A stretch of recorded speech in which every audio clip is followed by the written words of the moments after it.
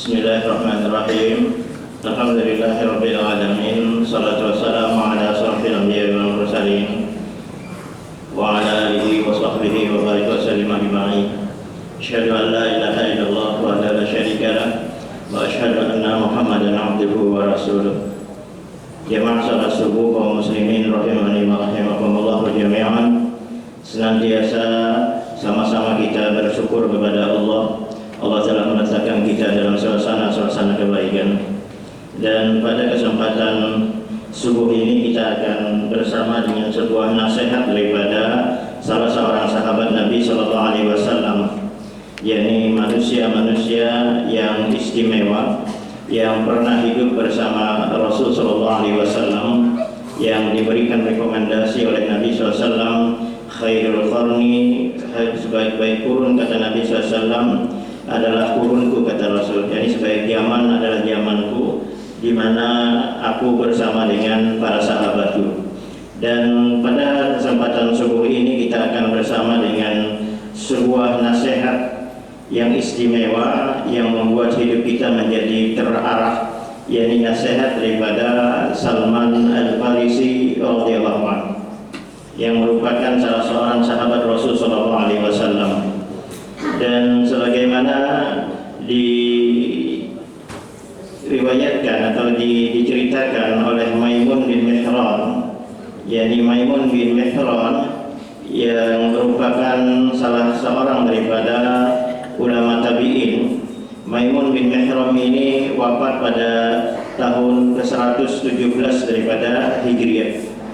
Dan beliau bercerita, dan ini termuat di dalam kitab Sifatus Safwah. Yani Sifatus Safwah ini adalah merupakan kitab yang dikarang oleh salah seorang ulama abad ke-6 Hijriah, yakni Ibnu Jauzi. Dan dikatakan bahwa An Maimun bin Mihran qala anna rajulan ila Salman. Daripada Maimun bin Mihran, ia berkata, sesungguhnya laki-laki datang kepada Salman, faqala ausini.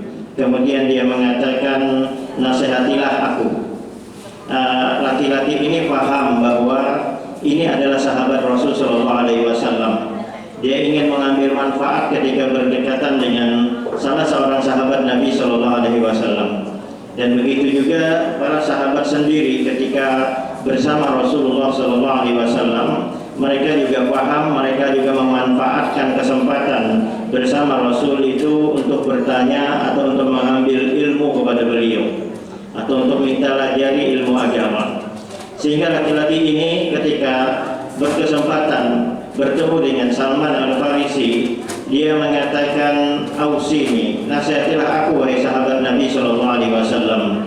Maka Salman mengatakan, qala la takallam, jangan kau bicara. Sehingga laki-laki ini mengatakan, qala la yastati'u man 'asha fin nasi illa yatakallam, alla yatakallam. Bagaimana mungkin seseorang itu diam, maksudnya tidak berinteraksi dengan manusia itu tanpa bicara? Sedangkan kita ini adalah maksudnya makhluk sosial. Nongkar di warung aja bapak Anda, ini berapa sebuting? Ini kata Salman, jangan bicara. Dan perlu diketahui di dalam ajaran Islam, seseorang itu dilarang untuk tidak berbicara itu 1 hari. Jadi tidak boleh seorang itu diam saja 1 hari atau bernajar. Untuk tidak berbicara itu 1 hari, itu dilarang dalam agama. Dan kata Rasulullah SAW, dan juga dijelaskan oleh Abu Bakar Siddiq, innahu min amalil jahiliyah. Itu adalah kebiasaan atau nazar-nazar yang dilakukan oleh orang-orang jahiliyah. Jadi tidak boleh seseorang itu tidak berbicara dalam 1 hari. Kemudian Salman mengatakan, fa in yatakallamta fatakallamu bihaqqin aw iskut. Jika memang perlu untuk berbicara, maka berbicara dengan jujur atau diam. Berbicara dengan jujur atau diam. Dan ini yang dijelaskan oleh Rasulullah SAW dalam sebuah hadis, man kana yu'minu billahi wal yawmil akhir falyaqul khairan aw liyasmut. Jadi barang siapa yang beriman kepada Allah dan beriman kepada hari akhir, hendaklah dia berkata baik atau diam. Karena kalau seseorang itu tidak bisa berkata baik, diam itu lebih menyelamatkan dirinya.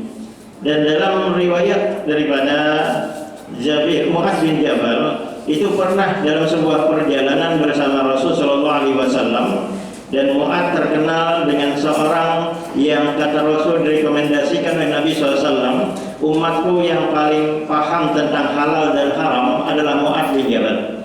Jadi para sahabat ini terkadang ada spesialis masing-masing dalam ilmu agama. Seperti juga Nabi SAW pernah mengatakan bahwa Zaid bin Sabit itu adalah ahli dalam perkara-perkara waris. Abdullah bin Mas'ud itu adalah salah seorang ahli dalam Al-Quran. Jadi direkomendasikan oleh Rasulullah SAW. Dan Mu'adz bin Jabal itu ketika bersama dengan Rasulullah SAW, beliau ingin mengambil manfaat kepada beliau agar diajarkan ilmu, maka Mu'adz mengatakan, ya Rasulullah SAW, ayyul amalul afdal, amal apa yang utama wahai Rasul? Maka Nabi SAW memberikan isyarat sambil menunjuk bibirnya, kata Nabi SAW, diam kecuali dalam hal-hal kebaikan. Jadi diam dalam hal kebaikan. Dan apa yang disebutkan oleh perkataan Luqmanul Hakim, kata Luqmanul Hakim, al-sumtu hikmah wa qalilun fa'iluhu. Diam itu adalah hikmah dan sedikit yang mengamalkannya. Tentu saja maksudnya diam yang positif maksudnya. Namun inilah ungkapan pepatah itu, lidah tidak bertulang. Artinya jangan asal bebendah saja. Jangan asal sambur saja bebendah. Dipikirkan dulu apa dampaknya ketika kita berbicara, kemudian apa maslahatnya ketika kita berbicara dengan orang. Terkadang ada seseorang banyak bicara, pemander sedikit. Kadang berpander misalnya ke sana kemari, kada tahu arahnya kemana berpander. Dan terkadang orang tahu itu merupakan cerminan daripada hatinya. Meskipun orang tidak melihat hatinya, tapi dari sisi pembicaraannya orang tahu, oh si ini memandir pada sekalinya. Oh si ini itu mungkin seperti ini dan seperti itu. Nah justru banyak bicara yang tidak bermanfaat, berbicara ke sana kemari, itu justru terkadang bisa membongkar aib kita sendiri. Orang tahu seperti apa orang itu. Nah ini dijelaskan di dalam Jami' Ulumul Hikam bahwa jika berkata dalam kebaikan itu adalah perak, namun diam dalam berkata yang mengandung maksiat itu adalah emas.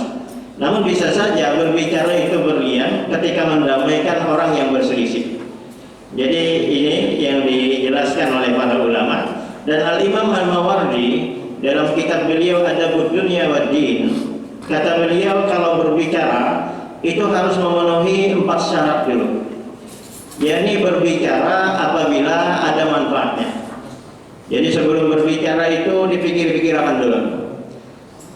Apa manfaat untuk dunia kita, apa manfaat untuk akhirat kita. Kemudian juga kalau tidak ada manfaatnya, artinya lebih baik diam. Jadi sebelum mengomen atau memposting sesuatu dipikir-pikirkan dulu. Adakah manfaatnya atau tidak? Berpahala atau tidak? Ada kemungkaran atau tidak? Ada kebenaran yang kita dukung atau tidak? Karena orang yang bijak itu ketika berbicara dia memikirkan dulu baru dia berbicara atau mengomong atau mengomen sesuatu. Kemudian yang kedua adalah memilih momen yang tepat ketika berbicara. Sering terjadi percekcokan seorang suami dengan istri, dan sebenarnya istri itu ingin curhat dengan suaminya. Akan tetapi ternyata momennya tidak tepat. Mungkin seorang suami itu hanya datang begawi, mungkin buling kuyuhan, kadang masalah di kantor, kadang masalah di pekerjaan dan lain sebagainya. Hendak bujur pada saja mungkin dipikirkan ke rumah. Ternyata sang istri datang hanya mungkin laki berduduk. Ini sudah memandang macam-macam urusan rumah, urusan anak, urusan tetangga, urusan ini mungkin Nah ini bisa terkadang suami ini bisa marah kan? Jadi bisa menyangit sedikit. Maksudnya kalau sidin datang itu tenangkan dulu sedikit. Kalau ada kopi, sidin kerja kopi, suruh kopi. Kalau ada untuk ya suruh untuk. Lihatkan sidin biar sidin memulai handphone suruhan. Nah itu maksudnya kalau berbicara, pilih momen yang tepat ketika berbicara. Mungkin ketika hendak guring, mungkin waktu pagi, mungkin sudah waktu hanya bangun, pikiran tidak masuk macam-macam masalah. Ya silakan untuk berbicara, akan tetapi cari momen yang tepat ketika berbicara. Dan juga yang ketiga, kata Imam Al-Mawardi, berbicara itu sesuai dengan kebutuhan. Yani orang yang bijak berbicara itu sesuai dengan kebutuhan. Jadi berapa menit dia berbicara, menit situasi dan kondisi. Dan terkadang pernah dalam suatu kejadian khutbah Jumat, khatib itu khutbah itu lambat banget. Biasa di mimbar-mimbar itu ditulis maksimal 15 menit. Rupanya sidin setengah jam belum tuntung-tuntung aja. Hanya khutbah pertama setengah jam. Terkadang digawil-gawil oleh jemaah di belakang, cukup aja sudah kianya. Kelalawasan sudah. Rupanya ada paham juga sidin, khutbah kedua panjang ulang. Nah, ini maksudnya berbicara tidak sesuai dengan kebutuhan. Apalagi orang waktu hari Jumat itu mungkin setelah itu hendak makan, kemudian masuk lagi dalam pekerjaan. Jadi harus dilihat momennya itu. Dan pernah juga dalam sebuah perjalanan di luar daerah itu ada khatib berkhutbah saring lawasan, sejam sampai mohon maaf orang kampung itu menyatu daun dari satu orang daun di komat orang sama sekali. Nah ini kejadian betul-betul Pak. Jadi bukan rekayasa. Nah itu maksudnya melihat momen yang tepat sesuai dengan kebutuhan ketika berbicara. Kemudian yang keempat itu kata Imam Al-Mawardi, memilih redaksi yang tepat. Jadi pilih-pilih kata yang tepat dalam berbicara. Karena salah kita dalam berbicara, ini risikonya Pak. Kalau kita berbicara itu kadang mau ditarik-tarik lagi Pak, ngalih mana menarik. Dan terkadang salah dalam berbicara itu bisa berujung kepada pengadilan Pak. Pencemaran nama baiknya. Aku secara pribadi yang memaafkan aja mereka ini, tapi hukum tetap jalan ya. Yang kurang lebih. Nah, maksudnya seperti itu. Jadi kata Imam Al-Mawardi harus dipilih-pilih redaksi yang pas ketika berbicara. Al-Imam Asy-Syafi'i itu memberikan pula komen tentang berkata yang baik dan diam ini. Kata beliau, hadis ini bermakna apabila seseorang hendak berbicara, maka pikirkan terlebih dahulu. Apakah telah jelas bahwa ucapannya itu akan membawa kemaslahatan ketika berbicara ataukah tidak? Apabila telah jelas bahwa ucapan akan membawa kemudaratan atau ia ragu bahaya atau tidak, maka kata Imam Asy-Syafi'i diam itu lebih menyelamatkan. Ada beberapa tingkatan orang diam itu. Yang pertama diamnya orang yang berilmu. Yani diam tipe orang pertama ini adalah paling utama. Dia diam itu karena tahu ada kebaikan di balik diam tersebut. Dia tahu kapan dia harus berbicara dan kapan dia harus diam. Kemudian yang kedua, diamnya orang pendiam. Dasar pendiam juga, jadi itu pendiam aja. Memang pembawaan dari sana juga pendiam. Kata Nabi Muhammad. Kemudian yang ketiga, kata para ulama bahwa diamnya orang yang bodoh. Jadi sebagaimana diceritakan pernah dalam sebuah pengajian Imam Abu Hanifah. Dalam sebuah pengajian ada seseorang yang mungkin penampilannya seperti seorang tuan guru. Mungkin beliau bersuban, mungkin berjubah atau seperti apa. Pokoknya penampilannya seperti seorang tuan guru. Maka setiap kali Imam Abu Hanifah memulai pengajian, Imam Abu Hanifah melihat orang ini. Jadi berapa kali ketika ada pertanyaan, ketika selesai pengajian, adakah yang ditanyakan, orang ini diam aja. Kemudian pada suatu ketika Imam Abu Hanifah ini agak segan juga orang ini. Pasti orang ini bisa diam ini karena banyak ilmunya, apalagi penampilannya luar biasa. Kemudian akhirnya didekati oleh Imam Abu Hanifah setelah selesai pengajian. Kemudian setelah didekati, kata Imam Abu Hanifah, kenapa Pian ketika pengajian ulun mungkin bahasa kita seperti ini, diam aja Pian, karena berpandai-pandai. Lalu ketika ada pertanyaan yang lain, para ulama yang lain bertanya, karena majelis beliau itu banyak juga para ulama yang hadir. Kenapa Pian nggak ada takut? Begitu dia orang ini, nah sekarang aku ada bertakut oleh Pian. Ujar Imam Abu Hanifah, silahkan. Kemudian ternyata orang ini bertanya, kapan waktu berbuka puasa? Oh, jadi Imam Abu Hanifah pertanyaannya enteng banget. Mungkin biasa anak-anak SD ingin tahu mungkin kapan waktu berbuka puasa. Kata Imam Abu Hanifah, ketika matahari tenggelam atau mungkin masuk waktu maghrib. Kemudian orang ini bertanya lagi, kalau matahari ada tinggalan-tinggalan dengan apa? Jadi Imam Abu Hanifah Nah ini maksudnya Bapak Ibu saudara sekalian, maka ini tipe atau 3 tingkatan orang yang diam itu. Dan kata Abdullah bin Amr di dalam sebuah riwayat daripada Imam Ahmad, Nabi SAW mengatakan bahwa Rasulullah SAW man somata najah. Jadi barang siapa yang diam, dia akan selamat.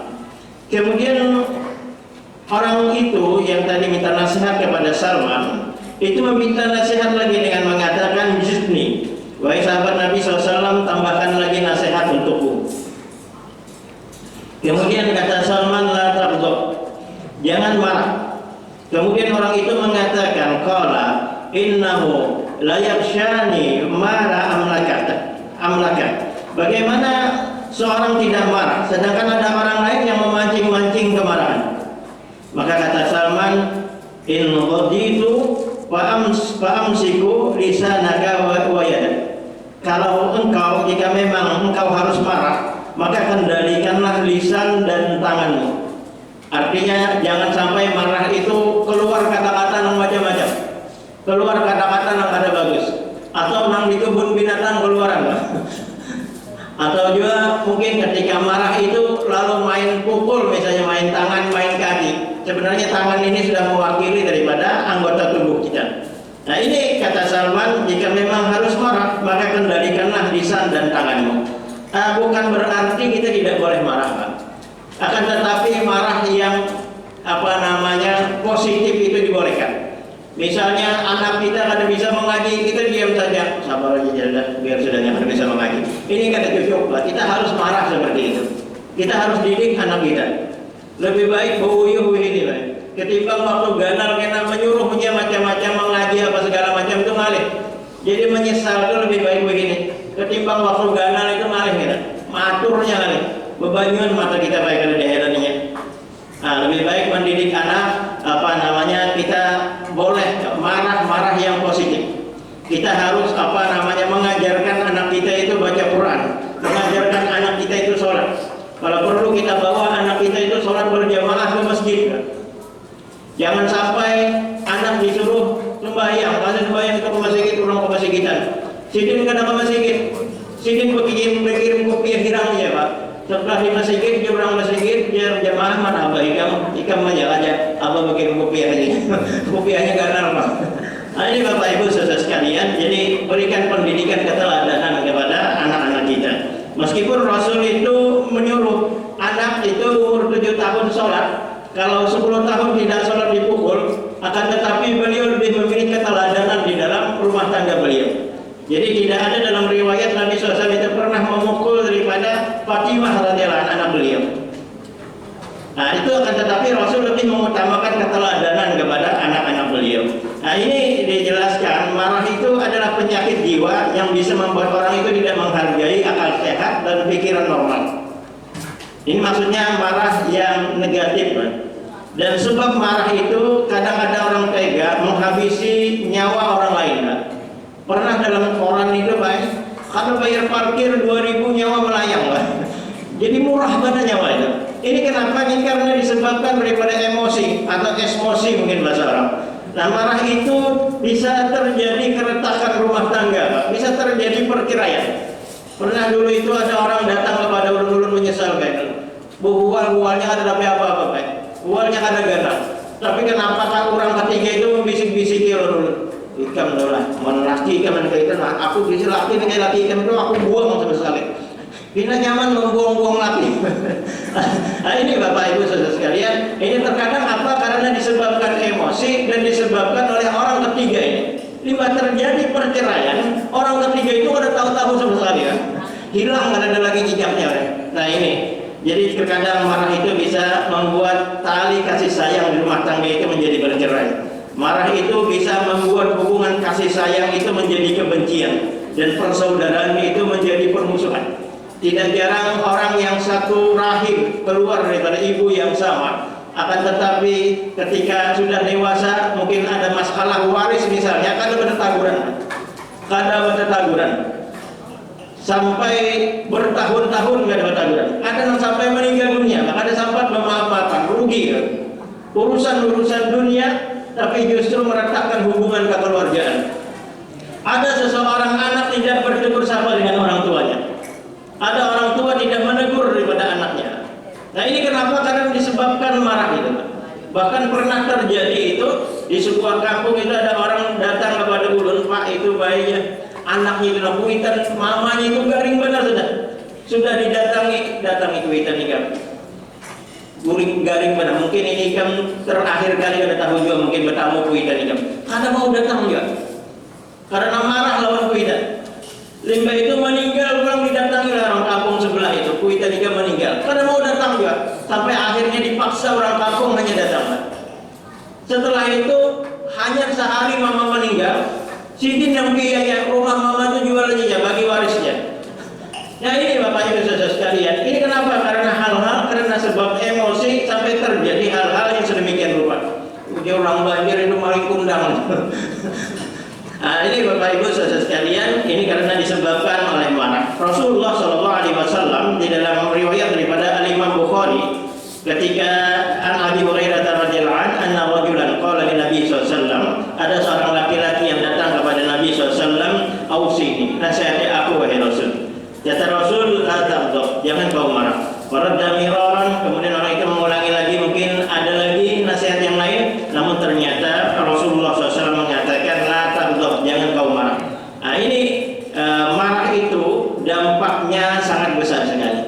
Maksudnya sekali lagi ini marah yang negatif, marah yang cenderung membawa kepada kerusakan. Dan Rasulullah SAW itu senantiasa memberikan petunjuk kepada orang-orang yang sedang marah untuk melakukan sebab-sebab yang bisa meredakan kemarahan dengan beberapa hal yang dijelaskan Rasulullah SAW. Yakni ketika marah membaca isti'azah, memohon perlindungan daripada syaitan. Dalam riwayat Sulaiman bin Surud radhiyallahu anhu, aku pernah duduk di samping Nabi SAW. Ada dua orang laki-laki tengah saling caci. Salah seorang dari mereka itu wajahnya merah, urat lehernya menegam.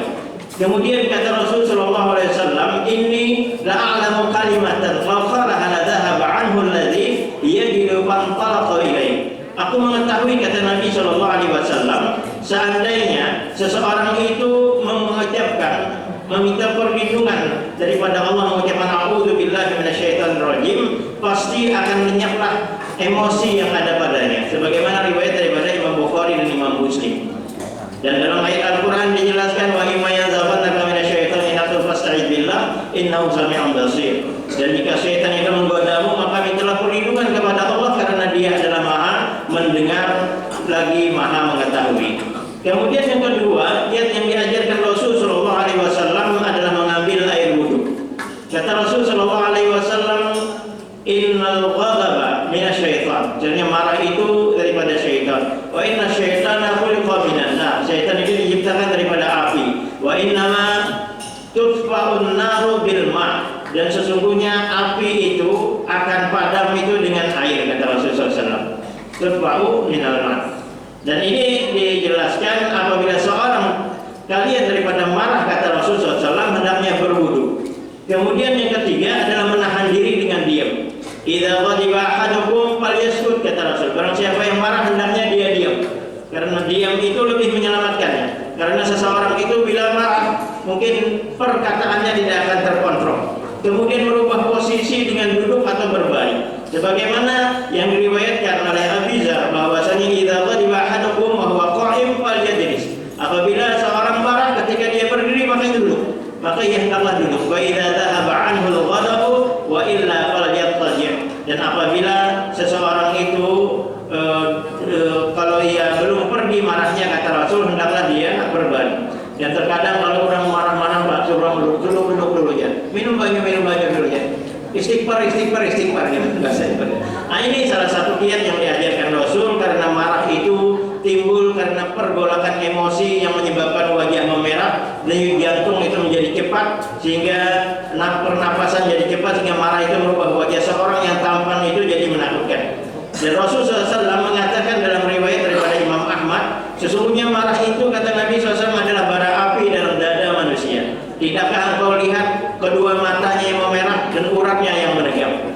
Dan ini marah ini terkadang dampaknya apa yang disebutkan oleh Rasulullah SAW itu sangat besar sekali. Dan marah itu adalah akibat jiwa yang bisa membuat orang tidak menghargai akal sehat dan pikiran yang normal. Sebab marah adalah orang yang tega menghabisi nyawa pasangannya karena sebab-sebab yang sepele. Kemudian yang terakhir, orang tersebut meminta lagi kepada Salman, "Zidni, tambahkan lagi untukku." Maka kata Salman, "Qala la tulabisin nas." Jangan engkau terlalu sering berinteraksi dengan manusia. Kemudian kata orang itu, "La yastati'u man 'asha fin nasi alla yubali alla yulabisahum." Bagaimana mungkin kita tidak berinteraksi dengan orang lain, sedangkan kita itu adalah makhluk sosial?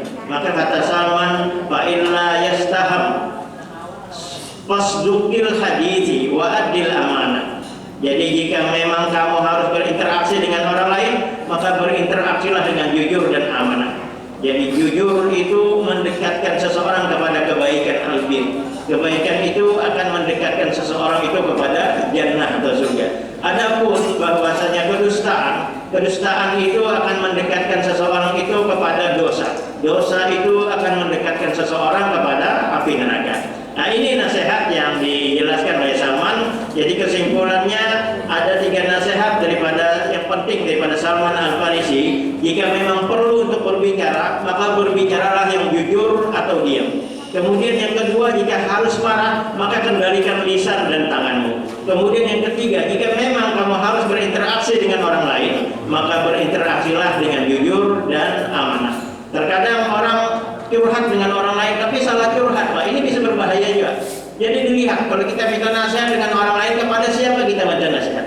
Jangan salah untuk curhat atau meminta nasihat kepada orang lain. Kalau kita memang tepat minta nasihat kepada orang tersebut, maka banyaklah diam daripada berbicara seperti itu. Jadi kita mengambil manfaat ilmu daripada orang-orang yang kita ambil nasihat itu. Wallahu a'lam bishawab. Mungkin ini saja yang bisa saya sampaikan. Salah dan hilang mohon dimaafkan. Subhanallahumma wa bihamdika asyhadu an la ilaha illa anta astaghfiruka wa atubu ilaik. Assalamualaikum warahmatullahi wabarakatuh.